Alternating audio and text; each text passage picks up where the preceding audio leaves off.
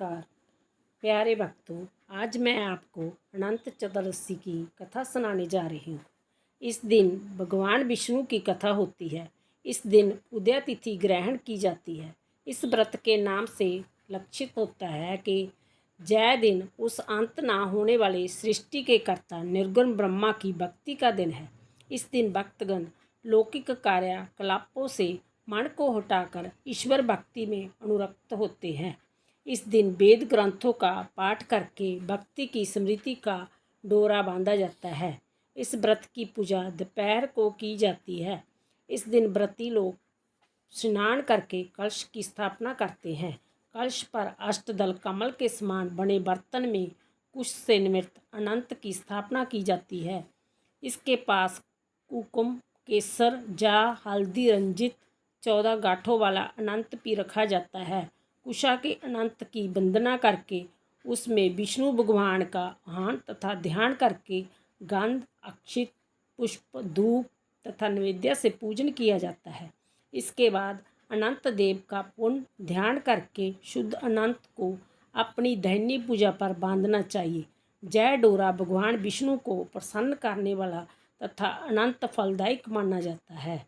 जय व्रत धन पुत्र आदि की कामना से किया जाता है। इस दिन ऋण सूत्र के अनंत को धारण करके प्राणी को त्याग देना चाहिए। इस व्रत का पारण ब्राह्मण को पूरा दान करके करना चाहिए। अनंत की 14 गांठें 14 लोकों की प्रतीक है। उसमें अनंत भगवान विद्यमान है। इस व्रत की कथा सामूहिक परिवार में करनी चाहिए। कथा एक बार महाराज युधिष्ठिर ने राजसूया यज्ञ किया। यज्ञ मंडप का निर्माण सुंदर तो था ही, अद्भुत भी था। इसमें जल में सथल तथा सथल में जल की भांति होती थी। उस यज्ञ मंडप में घूमते हुए दुर्योधन एक तालाब में सथल के भरम में घिर गए। भीमसेन तथा द्रौपदी ने अंधों की संतान अंधी कहकर उनका उपवास किया। इससे दुर्योधन चिढ़ गया। उसके मन में द्वेष पैदा हो गया। उसने बदला लेने के विचार से पांडवों को जुए में पराजित कर दिया। पराजित होकर पांडवों को 12 वर्ष के लिए वनवास भोगना पड़ा। वन में रहते हुए पांडव अनेक कष्ट सहते रहे। एक दिन वन में युधिष्ठिर ने भगवान श्री कृष्ण से अपना दुख कहा तथा दुख के दूर करने का उपाय पूछा। श्री कृष्ण ने कहा, हे युधिष्ठिर, तुम विधि पूर्वक अनंत भगवान का व्रत करो। इससे तुम्हारा सारा संकट दूर हो जाएगा। तुम्हें गया हुआ राज्य भी मिलेगा। इस संदर्भ में एक कथा सुनाते हुए वह बोले, प्राचीन काल में सुमंतु नाम के ब्राह्मण की परम सुंदरी, धर्मपरायण तथा ज्योतिषमयी सुशील कन्या थी। ब्राह्मण ने उसका विवाह कौंडिया ऋषि से कर दिया। कौंडिया ऋषि सुशीला को लेकर अपने आश्रम में और चले तो रास्ते में ही रात होगी। वह एक नदी के तट पर संध्या करने लगे।